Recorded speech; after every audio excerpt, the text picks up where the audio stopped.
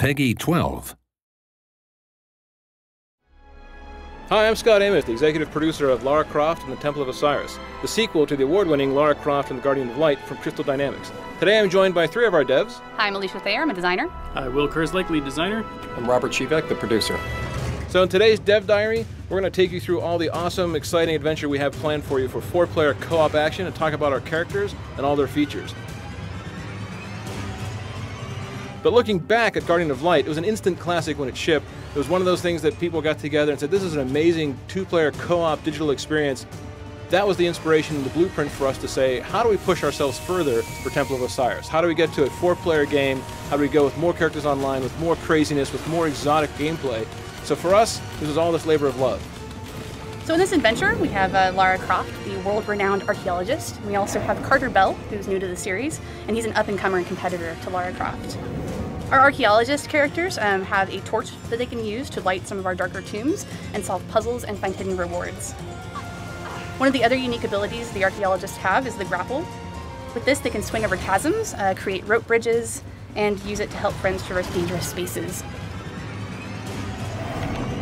Next up, we have Isis and Horus. These are the Egyptian gods that are joining Lara and Carter in this new adventure, and they have their own unique abilities. With the staff, they can affect glyphs in the world, moving objects up and down and interacting with anything that has these special markings. They have a magical shield. It can act as a barrier to provide protection. Shield can also be used as a stepstone, allowing other players access to difficult-to-reach places. It'll also move across the surface of water. Now, because co-op is such a focus for Temple of Osiris, we made sure that the world would react accordingly depending on how many players are in the game at one time. For example, when you add in your friends, the puzzle might actually change dynamically. There could be more mirrors, more obstacles, more enemies to deal with. And naturally something we've seen is the more players you have at one time, the more chaotic the game can become. So you'll start competing for loot, but you also start griefing your buddies, kind of that competition angle.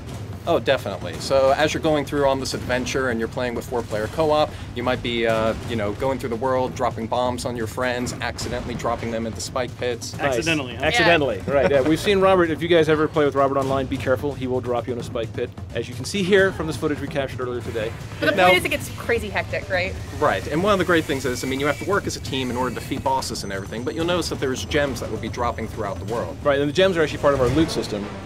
Yeah, so the gems, each individually, players collect gems. Now, weapons and things, and to beat the puzzles within the game world, you do have to work together, but the gems are unique to your character, and you want to collect as many as possible. And the cool thing is, when you get to the end of a tomb, there's all these treasure chests that you could open, and you could use them to unlock powerful new rings and amulets, weapons, and costumes for your player. And the chests are different costs based off of the type of loot that you can get from them, so the more gems you have, the cooler loot you get. The more people you have, the better the loot will become, and you can start seeing just the crazy way you can outfit your character, both customizing with rings for yourself and then amulets that you share with the team. The rings themselves are things that personally affect your character. Lets you move faster, have a bigger bomb, that sort of thing. Whereas the amulets are shared between the teammates, which is really important. So for example, if I have a spread shot, which lets me shoot all these different directions, and Robert here has flame shots, now all of a sudden we have spread flame shots if we're both powered up. So you learn how to get a team to work together to maximize your firepower. All right, so that gives you a very quick look over everything that we're doing for Lara Croft and Temple of Osiris. 4-player couch online, mix and match, drop in, drop out, and drop your friends into spike pits. From our side, this is all about working together as a team, but also competing together as a team.